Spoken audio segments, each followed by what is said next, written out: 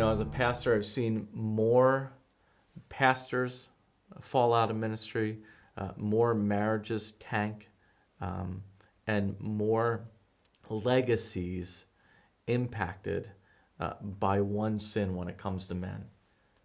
And that sin is sexual sin, because somewhere they've stopped walking in purity.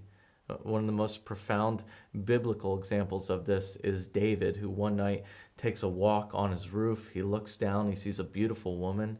He decides to call her up to be with him, and they lie together.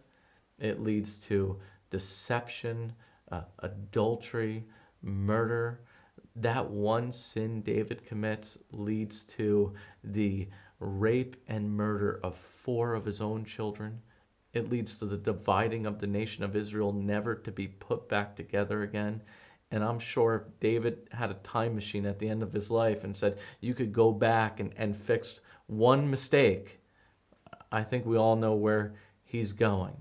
It is amazing to me the way sexual sin gets hooks into us and shakes those closest to us.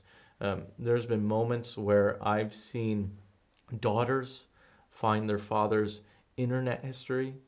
I once had a pregnant woman in my office, husband tell her about her unfaithfulness. She threw up on the floor, broke down.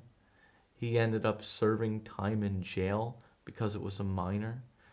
There is no perhaps greater threat to legacy than our inability to walk in purity. And I would pray that this would be a sin we declare war against. We don't float. David was floating on the roof.